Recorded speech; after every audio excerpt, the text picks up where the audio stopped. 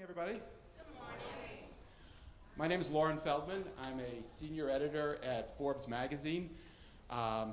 It's kind of my job to go around the country to events like this and try to meet the most interesting business owners and entrepreneurs I can find.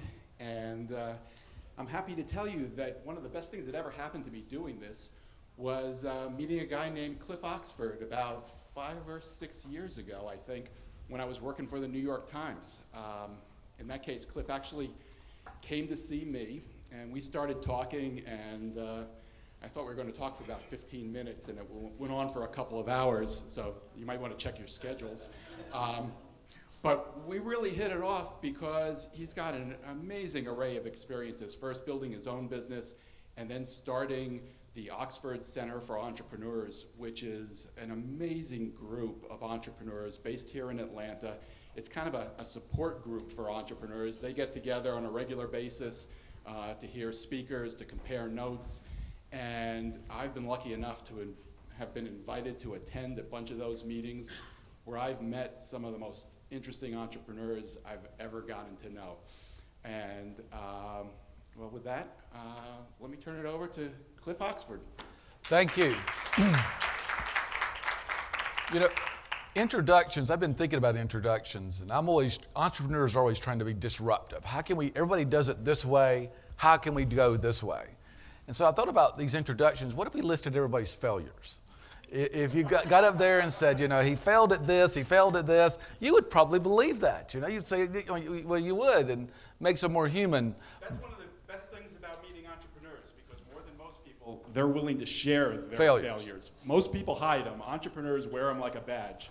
Absolutely. He will tell you one with the New York Times I had. He'll tell you later on. Actually, you know, I was going to write with the New York Times, and I was sending Lauren some stuff. He says, send me an article on this, post on this. And I remember the first one I wrote, you're talking about hope.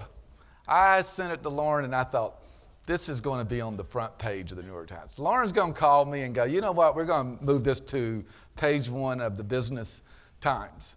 And I really felt that way in my heart. I said, you know what, this is a masterpiece. I'm going to send it. So I sent it, and Lauren calls me, and he goes, and I was waiting for the great news. He says, we got some heavy lifting to do.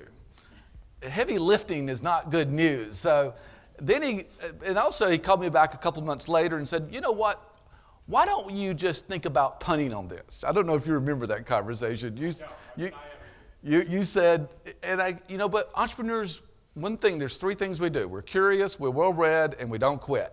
So crossing the chasm, which I'm going to talk about today, a lot of this, what separates these 2 entrepreneurs right here, these are 2 members, William Vanderblumen from Houston and Jay Hogan from Orlando, from very successful entrepreneurs, is that everybody else quits. And they just keep going. And I know that doesn't sound that glamorous, but that's one thing I would tell you about crossing the chasm. And if you look at this right here, this is the rocket launch, a countdown. Now, one of the things, we got 552 entrepreneurs in our group, and the most exciting part of that has been, I now see flat patterns towards success. You know what? I can look out there, over 552 members and we specialize in people who have been successful, but now they really want to expand and grow. And so looking at that, our job is to take those flat patterns and put them in a way that if you're just starting a business today, that you know what the right path to go on. You know, one of my favorite entrepreneurs is Christopher Columbus. When he said, I don't really know where I'm going. I don't really know how to get there. But there's a new world out there, and let's go. Now, he only got 14 prisoners in Italy to go with him. And believe it or not, when entrepreneurs say, I see a new world out there, who do we usually get to go with us? Not prisoners, but the rebels. So all of this is very important in getting ready to cross this chasm. You know, if you got 14 people from corporate America to go with you, they may not be ready for the chasm. So, as the rocket launches here, we're going to talk about today that flat pattern to success and how to get there. And if you look at this right here, we know it's a rocket ride, right? Anybody, William Vanderbloemen, I guarantee you, at the end of the day on Friday, your people feel like they've been on a rocket. It's just wide open, and it's fun. But we also know the rocket comes down. Well, everything that goes up, it comes down. So as we look for the rocket launch, we have got this. This is the most technical thing I'm going to show you today. We know just like a rocket, a company's got hypergrowth. What is hypergrowth? By the way, ask questions as we go along. What is hypergrowth? Accelerated growth, and I can tell you, in hypergrowth, we entrepreneurs think this is the easiest thing in the world because revenue is solving all problems. And usually in hypergrowth, you've gotten into a niche that's not being served by others. So business is coming left and right. Hey, we need a new person. Go hire them because we got revenue coming in. And then, even in hypergrowth, you outgrow your management team, you outgrow your infrastructure, and we take a dip, and we have to get human growth, human scale. Now, what is human scale? This is where our people in the Oxford Center, we've gone through hypergrowth, now we're going to human scale. And out of 11 companies that reach 1 million, 9 of those 11 do not reach 2 million because they can't go to human scale. Now, our job at the Oxford Center is we're trying to make that not 9 out of 11 can't get there. We want maybe 2 out of 11 can't get there. If we can improve that, that's really what makes us get up in the morning and motivates us. So, we're going to talk about that today. How do you get to human scale? And human scale is this. You can add people and add profits. It's very simple in the business. You can add computers and add profits. It's not like, and until you reach there, it's very painful. And then financial scale is where you can add systems and add profits. But for the day, we're going to talk about between hypergrowth and human growth, crossing that chasm. Because here it is. This is the 3 stages of a company. And if you've got a company, I'd ask you to find yourself today. And this is all the way you see the peaks, and then you go down. When that entrepreneur goes down, they can panic.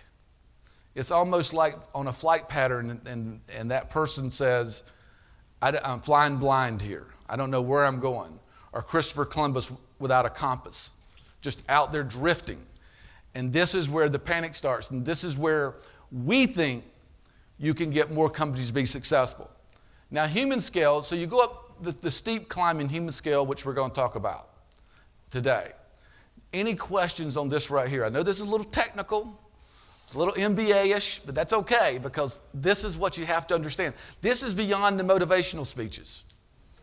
This is beyond the, you got to have great customer service. Really? I mean, who in the room doesn't know that? Tell me something I don't know.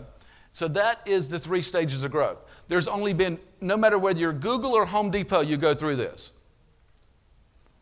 And there's only one company that went from hypergrowth to financial scale. They totally skipped human scale. Only one company since civilization. And they wound up paying a price for it because they didn't make it through human. Who was that? Uber. Because of a platform that they went on with the handheld platform. They went from hypergrowth to financial scale. He put in a lot of systems. I would argue not having that experience on human scale, the management team was anemic. The management team didn't learn things. And that's why they had some of the issues they had. Now, this right here is America's Small Giants, which at Forbes, they pick 25 of the small giants, and this is a highly, highly coveted award. The question is, how do you become a small giant? This guy right here is one of our members, Dr. Gallups, who became a small giant. And when he came to me, he had 2 offices, and he was in, and Jeff gladly tells everybody, he was in deep trouble. Now, how did he get from there to becoming one of the 25 small giants in the country? And he worked hand in hand with us. And I would say, this is the real ride that Jeff went through and that you have to go through. And what you're doing here is you're building a culture. And we're going to talk about culture and a book on culture a little later. But right here, if you look at this right here, this is after hypergrowth, a great ride. Everybody says this is the best ride of my life. It's happiness. Then the sky's the limit. And then we get to the first bump in the road is when we hit the brilliant jerks. That's the first hard call I got to make now. And this is people who made me successful. We have gotten here, and what we found in that flight pattern, to be successful, you got to have some superhuman worker that just, this is their life. They know more than everybody else. And guess what? When you start growing, that diminishes how they feel about themselves. Hey, if we are a company at this table right here, we sat down, this is the sales meeting, this is the board meeting, this is this meeting, and I feel part of this. Now, if I start growing and I go, Lauren, you know what, we're going to have a sales meeting, you need to step out. And this is the opposite of a brilliant jerk. So if he were the brilliant jerk goes, wait a minute, I don't like this. I want to be in this meeting. It dignified me. And here's the deal. This is a hard decision.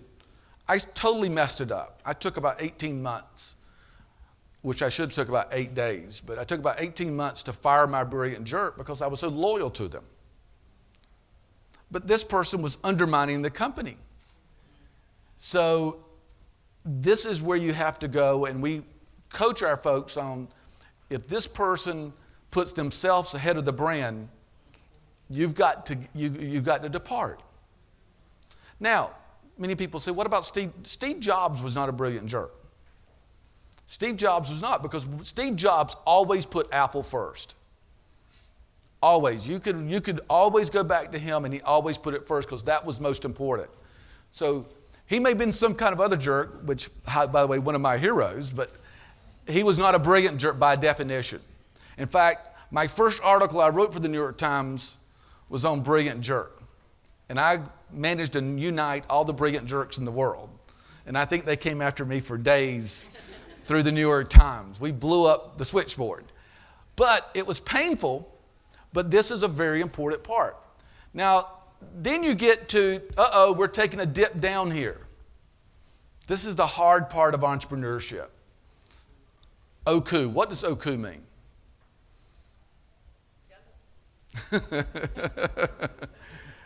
Oku. Everybody has to understand Oku to get to human scale, or else you fail. Oku is you got to give a little more to get a little more. And you got to give a little more first. That's the deal. So if you say, I'm working overtime and I'm working on the weekends and I'm doing this and I'm not getting paid for it, that's not Oku. So that's a concept that everybody has to be, because you got to give more than you get at first. And every person, even the person answering the phone, whatever their job may be, and you have to introduce that word into Oku because things are about to get tough. But guess what? Most people don't want to be part of Oku. Most people go, you know what, I'll just go over here and I'll go home and I'm not going to make all these sacrifices. And exits and emergencies start. Now, this is something we got to be prepared for. Very valuable people start walking out the door. Now, I'm talking about an explosive growth where you're going to own a market category. And all those people you loved, you shared with, they're going to leave you because this is crazy. And they come to I remember they would sit in my front door and go, this is crazy. And I go, yeah, it kind of is. But that's where you go through is the exit emergency. And by the way, this is the most painful part of a life of an entrepreneur. There is nothing more painful than this, of seeing those people walk out the door. Okay, then you get to, we got to figure out, we got to get a business now. We got to get organized to get a business. Now, how do we do that? Here is crossing the chasm. This right here is crossing the chasm to human scale. And this, you fall off, you fall into the land of the trembling earth, Okefenokee. This is where it gets shaky. And guess what? It's more people. Every day, if you're the entrepreneur, people are going to be sitting in your office going, we need more people in recruiting. We need more people in data. We need more people here. And that's pressure because the work is just intense. And you got to figure out how can you get these people to do the real definition of entrepreneurship. How do we get more done for less resources? That's when it comes down. That's what entrepreneurship's about. Can I get more done with less resources? Because I used to tell my people, and I still tell them today, everybody else is real smart. You know what? They're real smart over at YPO. They got an organization. We got to get more done with less. And then, but that flies in the face of the reality on the ground of crossing the chasm. Profit. CFO comes in, and all they want to talk about is, you're killing me, man. You're just killing me. You hired somebody yesterday, and you have to sneak around like this. As an entrepreneur, I used to sneak around. I wouldn't tell the CFO I was hiring somebody until they were on the board. Now, I'm just being honest with you. If I'd gone to the CFO, he'd have said, no, you can't hire that person. We're barely making payroll. So as an entrepreneur, you learn how to will and deal, and you learn how to get things done a little bit outside the norm. So that's because more profit. We need more of it. Then you go to processes. Boy, you really want an entrepreneur's eyes to glaze over? Start talking about more, Cliff, we need more processes here. And you sit in staff meetings on Monday afternoon. We used to start at 2 o'clock, and they went to 10, 11 o'clock at night. And because what we were doing, we were making up for a lot of shortcomings in processes. So do you see how all this more stuff crossing the chasm? All this stuff is building up. Performers. We need more performers around here. People that can produce. And now, packaging and pricing. One of our great sponsors is here with PNC. Erica, I'm going to embarrass my top sponsor. That's probably not a good idea, right? To embarrass the top sponsor we have at PNC. They've got packaging and pricing down. You want a package from PNC? They've got the home equity loan. They got it all nice and neat because they're a big corporation. That's what they do. Well, you have to do that. Somebody along the way at PNC, many, many years ago, sat down and said packaging and pricing. Now, you're constantly updating that. I realize that. But this is a big thing because people would buy our stuff if we could just package it right. So your salespeople. So this is the crossing the chasm. And once you get all that done, there's breathing room. There's a little bit of breathing room. I remember the day we hit it. It was like we finally got to like 350 people. And I'm like, gosh, Lee, I feel like I can breathe for the first time ever. And then what we see, the flight pattern we see, is the companies that go and own a market invest in learning, orientation, and training. We call it LOT. When they get a little extra money, Lauren, for the first time, I've got a little extra money. You know what? I got some money here. I can do something. The bank account is not at zero. So the entrepreneurs that are successful, when they have that first little money in the bank, they go, we're going to put it into orientation. So when people start, they know what to expect around here from day one. And we're going to put it in training, and we're going to put it in learning. Without a doubt. That is so important. Now, some of them, if you want to use that money to go to Bahamas for the weekend, go to Vegas, you want to use that money to go buy a bigger boat, that's not what we preach here. And you know what? Some people do, and it's called a lifestyle entrepreneur. It's called a lifestyle entrepreneur. Could very well work. But if you really want to own a category and build a serious business, you've got to put that money into learning, orientation, and training. Alignment. So any questions so far? So if you don't do all that, you go to no man's land.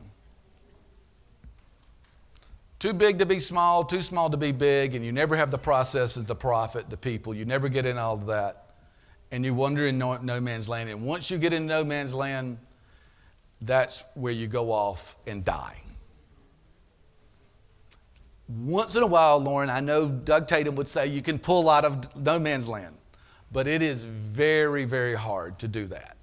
So that's what we want to stay out of and cross the chasm and build a business that can last and that is meaningful. Now, and to do that, who is this right here?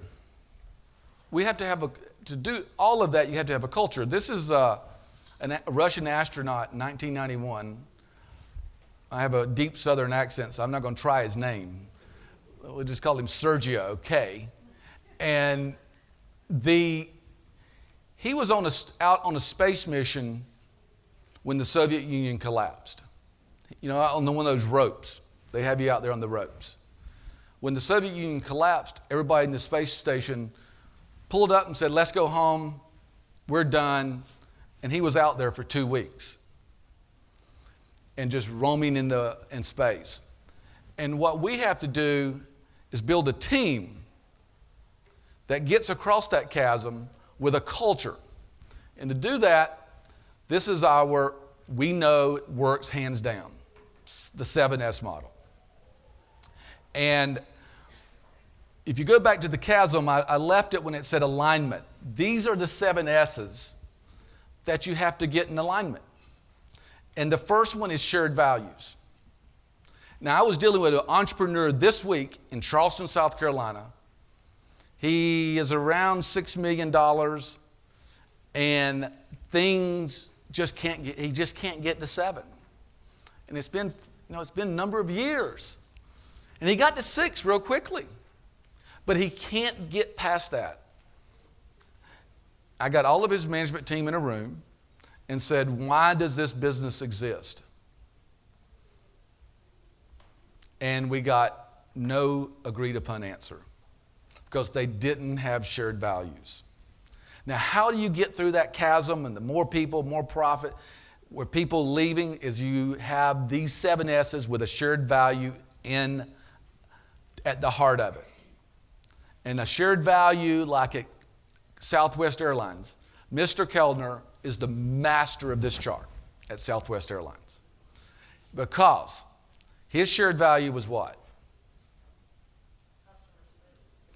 Big part of it. That was his skill. If you look at skills, was that? Employees first, but that was his staff and his style. But what builds that heart? What builds that feel good feeling? What builds it? Huh? That you got to have that, absolutely. And they certainly had that. You know, if somebody said purpose, you're really warm. His shared value there was we're going to have Southwest compete against Greyhound, not against Delta. We're going to have Southwest to give more time to families on vacation. They shouldn't spend 5 out of their 7 days on a Greyhound bus. Now, and it's that meaningful. And you really have to work at this with companies to come up with the shared value, by the way. And the first time an entrepreneur tells me this is corny, we're done. Because you're not going to get across that chasm through that swamp without that shared value. And Mr. Kellner said it was the reason at 2 a.m. when it was flooding and raining, his people ran to the luggage ramp because they had a purpose. They had a shared value. So that's what we know that exists, and that shared values is built into the culture of the company. And built into, you ever heard that word culture? It's not as fancy as a lot of people make it out to be. It's really deep down into it. And this right here, Culture Wins, is why William wrote this book. His company has won Culture Award 2015, 16, 17, 3 years in a row, best culture company. So he wrote a book and he studied 100 companies like Southwest, similar to Southwest, and said, what made them successful? And I encourage you to, this is in the bookstore. and William's doing a book signing at 12, I would encourage you to buy it because you can start seeing common threads of culture. But once you get that shared values down, your strategy was, if I want to compete against Greyhound bus, we got to have low fares. So his strategy was real simple, 2 words, low fares. His style was, we got to be different than everybody else. We've got, our people are going to show up in white socks and shorts. The first day they didn't let them into the airport. They said, you got to have a uniform. And they're sitting there with white knee socks, which I particularly like. Every time I got on a Southwest plane, I saw those white socks. That's Mr. Kellner and his shared values. And that was his style. And all of these things you develop. Systems, you can't go buy a fancy frequent flyer system and an elaborate system. Seat yourself. That's what it is. So you get the drift here, how all of these things connect together. And usually around $4 million,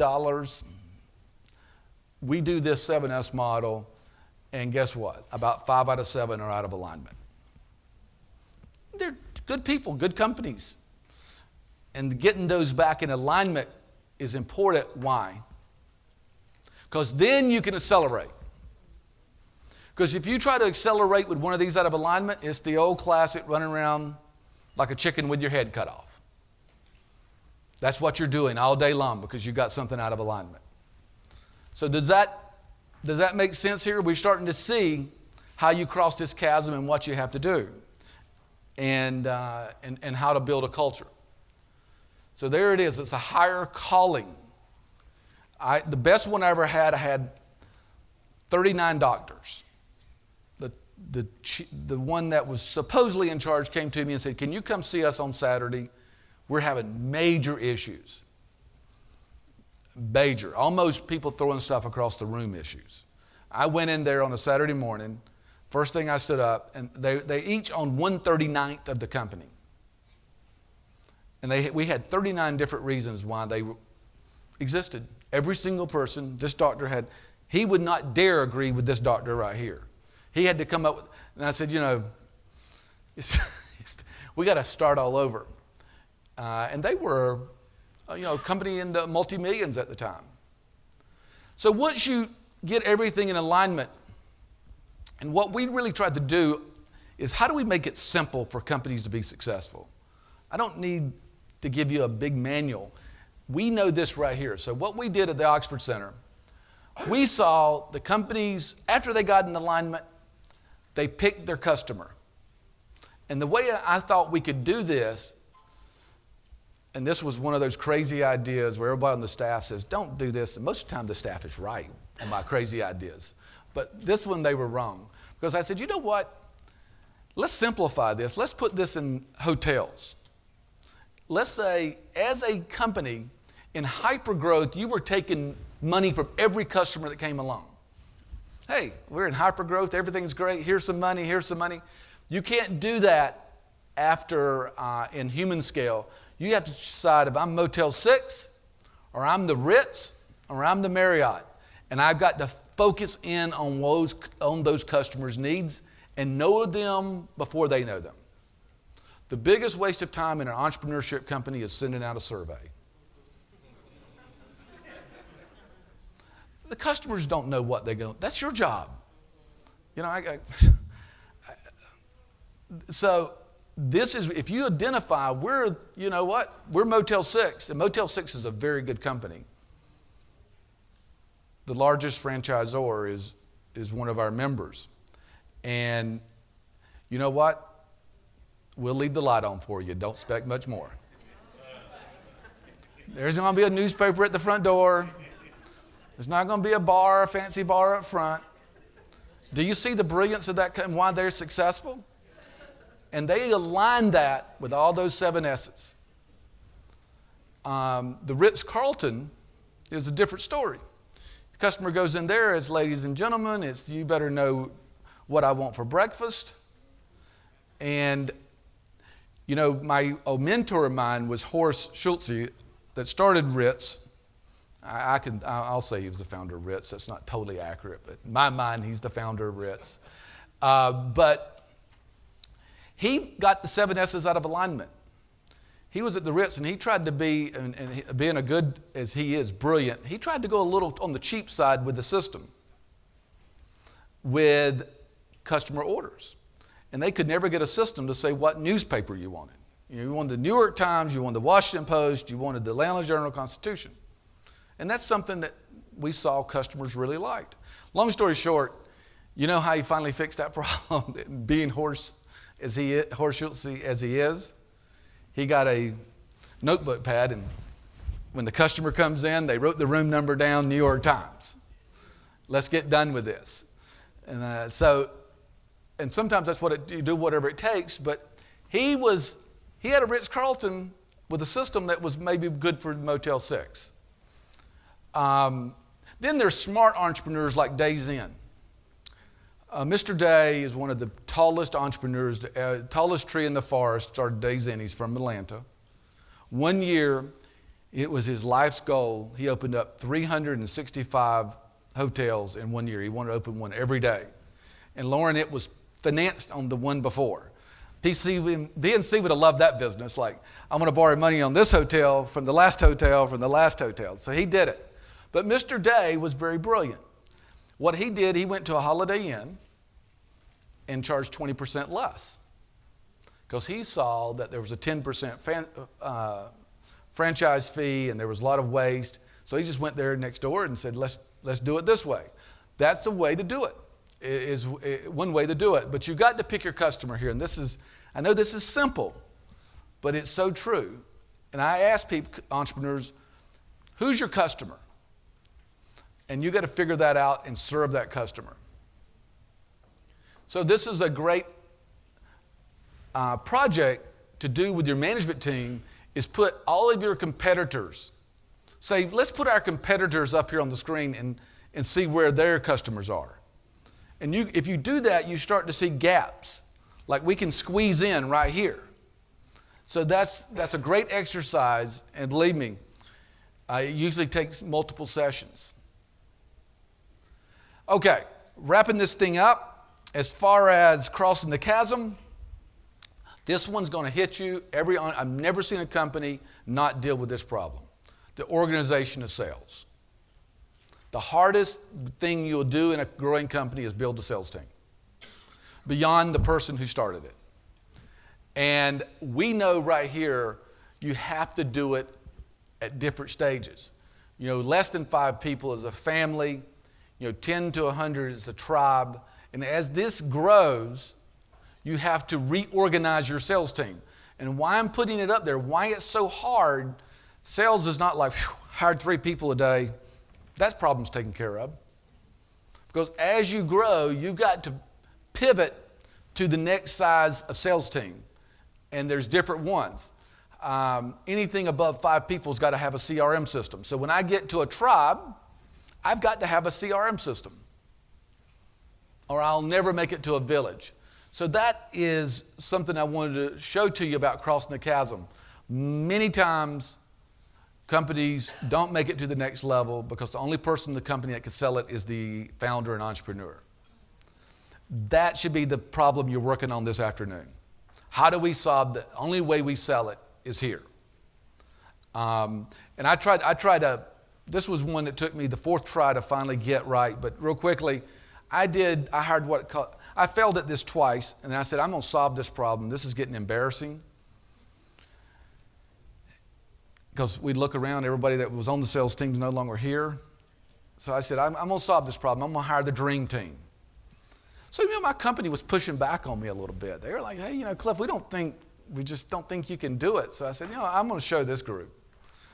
And by the way, there's always a little tension between the entrepreneur and the rest of the top sales team. There's always some tension there. They won't tell you this, but there is. Because they sit back every day and go, I think he's crazy. And so I said, I got this problem solved. Lauren, I called it the Dream Team, and I put up posters. Dream Team coming. I went to Oracle, I went to IBM. I went to these people, and I hired the best salesperson. All my competitors. I went to them and said, you know what? I can get anybody to come work here. So we called the Dream Team But the dream team got there, and the guy from Oracle, he turned around and said, who do I get to make copies for me? Who you get to make copies? Like, you got to go to the copy machine. Who does my presentation? I got a big presentation next week, Cliff. Who do I hand that to? I go, there's nobody behind you. You got to learn PowerPoint and do it. The dream team was a total bust. It's a total bust. You know how we solved that problem?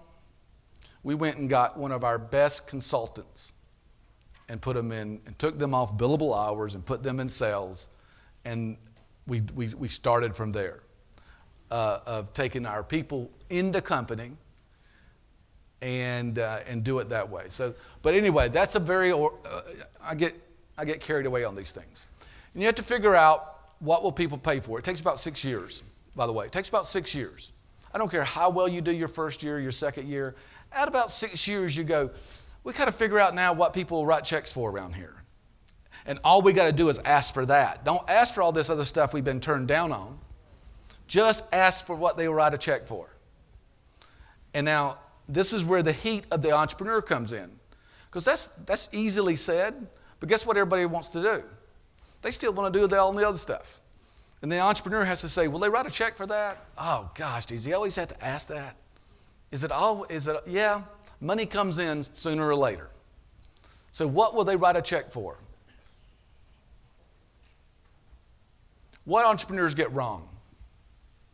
This is my last slide before we wrap it up here. What did we get wrong? You know, Bernie Marcus, who started Home Depot, said if he made 5 decisions, he was praying 2 of them were right. And he's one of the best ever, right? We get a lot of things wrong. But what is the doozy we get wrong? The one that really knocks us back 18 months. We have to go, when we fire the brilliant jerk, ultimately the entrepreneur has to get this place organized, and you got to find a number 2 who can do. A number 2. And we hire the wrong person on this because they get a lot of bad advice. Oh, Cliff, go over here and hire somebody at ADP that runs a $100 million division. That's much larger than your company. That person comes in and they're scared to death on day 3. They can't believe this place. Oh, you hire the person who comes in and says, I want your job. That's going to get along real well. How long that ego trip's going to last? About the second board meeting. Blow up. It's actually the person that's the number 2 can do is usually one of the quietest people in the room. It's one of the people, they don't even care if they're the second highest paid.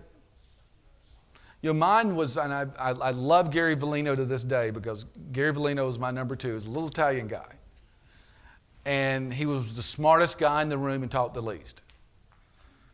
And some mornings he would come in, and the thing about Gary is he would let me go on and on and on how we're going to take over the world. And Gary was at a conference, and he said, I just never told him he was wrong. I mean, I just let him talk.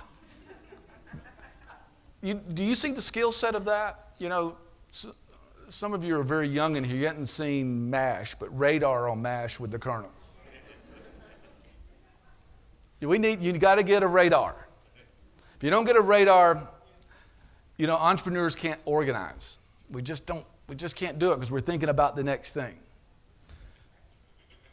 So, looking here, Sunday night I watched the American Dynasties on CNN with the Kennedys, the American Dynasties. And I noticed he said something in his speech. We go to the moon not because it's easy, but because it's hard.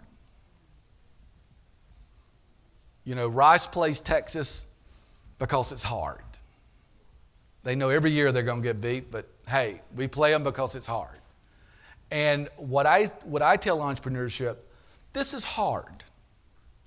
And if you got a flight plan though, if you got this right here, what the chances are 1,000% higher than if you're just out there building it as you go with no compass ahead. And you got to, like the culture wins, you got to ultimately build a culture, but the worst mistake is to come in on the first day of going, We need to build a great culture around here. That's not how it's done.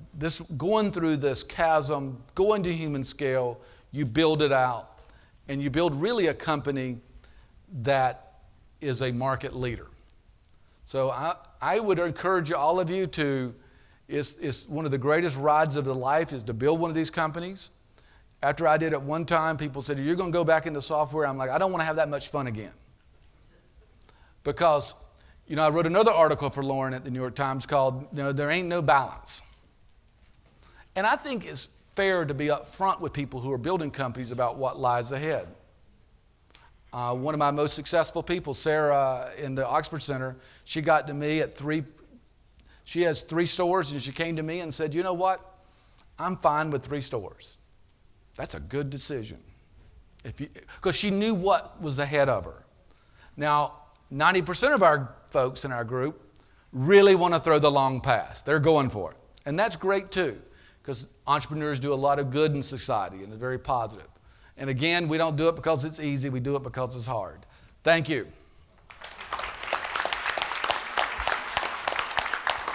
Any questions before we go? Yes.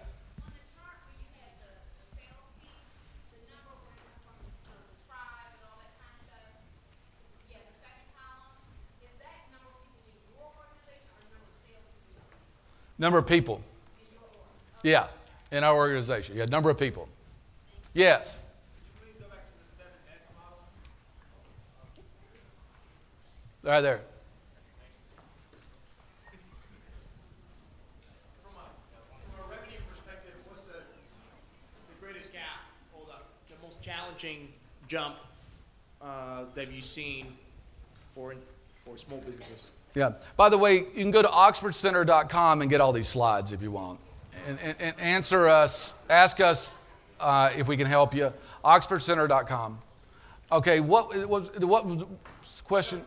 Just from a financial revenue perspective, what's the greatest jump or the most challenging jump, right? A business from getting to the first million and then trying to go to the next 2, or is it from 10 to 11? What is it? It's a good question. It's a good question.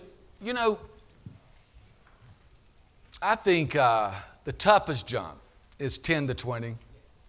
10 to 20. You don't have quite enough infrastructure. You're doing still some stuff on the fly because you just don't have the infrastructure yet. 10 to 20 is pretty painful. How do you know when you need to actually start? So you say you share your vision, but how did you know when to actually start, like hiring and bringing in your first person to actually start elevating to the next level? Beside myself, Yes. when you have a check in hand, you got to deliver something. You got a check in hand, you got to deliver something. Not before then. And that really should focus on growth from there on out. Is how much check we got in our hand.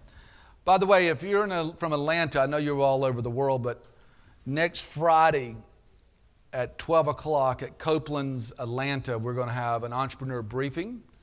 And I'm really have a lot of respect what they're doing here at the Hope Forum. What Rebecca Watkins, she's one of our great members. Rebecca, on your behalf, they can come complimentary next Friday to the Copeland's. And this is going to be a briefing where we're going to have a debate on the 7 S's. We're going to have somebody come in that has a different point of view. Well, isn't that great? I mean, that's fine. Yeah. Mo Cantrell from Denver, Colorado.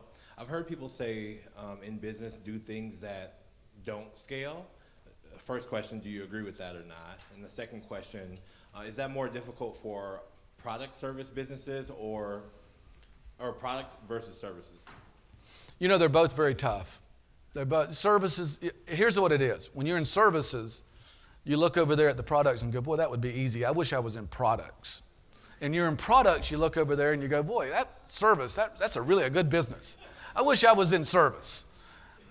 Grass is not greener on either side of the fence. They're both equally hard. And if you can't scale, you can't grow. I mean, if you want, and I totally respect this, that's called a mom and pop, a very worthy business, but there's ways to run those too. That's what I'm advocating here is not a mom and pop.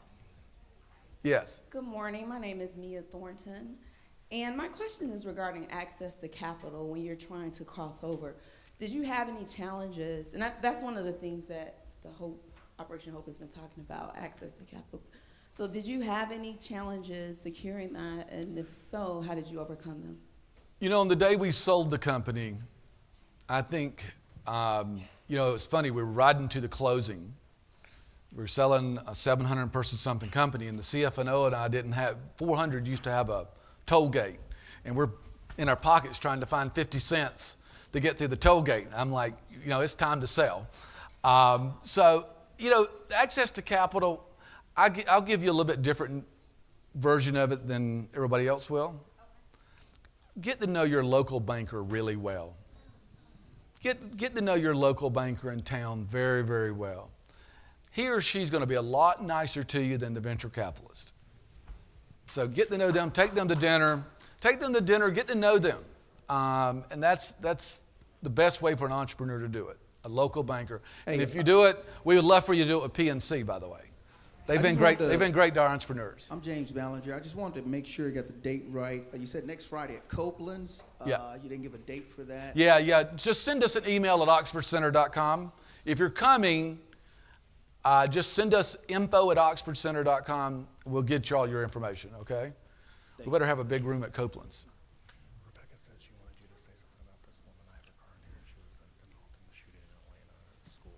Are there any other questions? You do it. You do it. It's on 41, Cumberland. You'll see, if you do Cumberland's, Copeland's, it's there. Yes. Who is Antoinette Tuff? Is Miss Tuff here? All right, stand up. Rebecca wanted us to recognize you for the school. So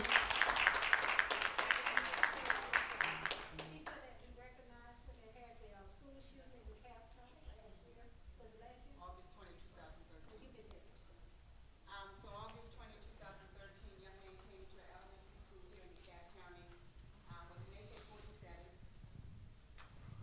with an AK-47 and about 500 rounds of ammo. It was about 8 months after the Sandy Hook school shooting. It's the only shooting in the nation that had no fatalities or injuries. And I'm now back in this DeKalb County school system where we're making a difference at my nonprofit called Kids on the Move for Success. We give out scholarships to kids from pre-K all the way up to graduates. We just had a town hall meeting in DeKalb County with the commissioners and the actual superintendent and students about arming our teachers with guns. And so the thing about it is that we are a community here, and we have to all come together in this room, not just in this room, but in this conference to make a difference in our communities. And that's what we're doing at Kids on the Move for Success. You know, and I appreciate that. You know, there's if you list why entrepreneurs do things, money is number 4, 5, or 6. Making a positive in society is rule number 1 is to make a difference in society is the top rule. Okay, any more questions? I think there's one over there. Okay. So, I think statistically, women and I think African-American women are the fastest growing entrepreneurs. Yep, that's correct. But typically, they don't rise above being solopreneurs. And so, based on what we learned from you today, is this one of the ways that, you know, we can scale our businesses? And as well, do you have any kind of immediate actions we can take to start to scale our businesses? Very good question, and I take it very seriously. I mean, you know, the first thing, if you're just starting, get somebody, see if somebody, find out what they'll write you a check for. Because everybody's going to, what worries me a little bit about different things is that everybody's going to tell you got a great idea. Hey, I'm going to start this business. That's a great idea. And nobody, you know what? That's not the way to see if you got something. The first thing is go and do it. You know, when Ted Turner here was building CNN, he got a lot of checks on advertising before he ever went on the air. Because he went out there and told them, hey, I'm going to have this 24-hour news channel. And you got to write me a check. You're going to go ahead and write me a check for advertising on it. And so And it really tests the market on that. It really gives you a good idea what people want to buy. Because this good idea really worries me. Because everybody's going to tell you it's a really good idea. We'll buy something. We'll buy it. That's what you ought to say. Spend the money, buy it. Okay, any more questions? Cliff, Yeah. just to expound for a second, ma'am, with what you were saying, I went to an Oxford event with one of the members who's very, very successful, who had an idea that her and I had been kicking around for a couple months, and I thought it was the best thing since sliced bread. You remember? Oh, I know who you're talking about. So Cliff had an event, but 2 hours prior to that event, we had a round table. It was Cliff, myself, the other woman that I'm speaking of, and a couple other high-level entrepreneurs. And it got intense. It got uncomfortable. All the other options were laid out on the table. Everyone had their say. It got emotional. But at the end of the day, what I personally gained most out of my affiliation with Oxford are those real, honest, no bullcrap assessments on what works and what doesn't. I can tell you this literally went from probably ready to kickstart the next day to dead in the water. But that was probably what was best in that moment. And now it's become a sense of reorganization, restructuring, rethinking the idea. But the point is, it's very important to get around like-minded people. Whether you're in a dental field or a medical field, or whether you sell widgets, getting around that type of individual, those type of people, is insurmountable. It's very, very important. Yeah. It's very valuable. The events, the people that I've met, the discussions that we've had, getting real assessments on what works and what doesn't, and what you need to do. You may not always want to hear it, but ideally, it's the most beneficial part of my involvement within the organization. Yeah, thank you. William, real quickly, give us a real quick synopsis. You built the company, you got this book. What is the quick synopsis of how culture wins? We won a bunch of culture awards all at once, and it's funny, when you win awards, people want to know how you did it. So we had to figure out how we actually did that. And so we dropped back and figured out how we built our culture. But then, so we told that story, but we said that's not enough. We want to go study 100 other companies that have won Best Company Culture Awards and figure out, are there best practices that are happening? And it's amazing to see how much money is getting poured into culture and how much money it's making companies back. So the hope is it takes you on a journey of finding your own company culture by studying the people who are winning, and what we kind of fell into along the way. Yeah, you have to, culture is not so-called core values. Don't get it, core value, back in the day, one of my big customers was Enron. They had just been named Fortune Company of the Year. I walked and they had on the chiseled on the marble, core values, integrity, honesty, and all that stuff. So anybody can put that on the wall. But culture is really, let me tell you what culture is. Let me go find who you promoted and who you fired. Let me look at those two lists, and I can tell you pretty much what the culture is around here. Who's been successful, who's not. And it's tough because the first year we were in business, we had end of the year, we had 12 people. And I said, everybody goes on this weekend beach trip we took. So long story, every year we went 7 people, 50 people, 200 people. But we had a culture where everybody went. We were not going to start choosing. Well, it got to 450 people. And my chief administrator, Erling Herleman, comes in and sees me and says, this is just so much risk here. You got buses of risk going and planes of risk. But I knew if we told those people we were no longer going to include everybody, we just destroyed a lot. It was more important than the trip, because that's something everybody knew we were about. Everybody goes. So William, it gets expensive. This culture, it gets expensive because you got to live up to that.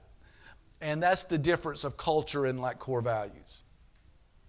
Okay, this has been really, okay, go ahead. Hello, my name is Juanita. Can you share, Cliff, with us what is the Oxford Center, and those that are affiliated with the Oxford Center, what do you all offer, what they offer to the Oxford Center? Can you give us clarity about that? Yeah, absolutely. I started this when I was over at Emory, because I knew when we built our company, a lot of it was on hit and miss, to be honest with you. So when I sold and I went to Emory, we sat down and we wrote out a curriculum. This is how you build your company. And I started inviting entrepreneurs to get feedback on. Then from there, the entrepreneurs said, we got to be around these like-minded people. This is different than going, and all due respect, to a Chamber of Commerce meeting. So we said, okay, let's start meeting. So it's an annual membership. And we put out content, we hold events, and what we're doing is keeping those entrepreneurs ahead of the market in our content and our connections and everything. So it's a membership, whether you're in Houston, New York, or Atlanta, of people who really want to know, grow, and exit. Know, K-N-O-W. Exiting is a big part of our platform. We spend a lot of time on it because you can do everything right, then blow the exit, right? And we started looking at 80% of entrepreneurs who sell were unhappy a year later, and they didn't have an exit strategy. So there was so much with this entrepreneur that we felt the playing field was uneven, and we wanted to level it. So tomorrow night we got an event in New Orleans. We have a commerce dinner in New Orleans we're holding. So we have these commerce dinners all over the country. Content is king, though. We have to produce good content where we are. You get like-minded people in the room, it kind of takes care of itself. Yeah. So, if you're interested in that, please go to oxfordcenter.com and just send me an email. Okay. All right? All right, thank you. I got one more question. Actually, it was just a comment about what you said about the exit strategy. My company actually does even buy companies for ourselves and clients. And the reason that we're able to take advantage of it, quite frankly, is because they did not have an exit strategy. So I think there's a lot of value in what you're talking about. Well, thank you so much. Thank you so much.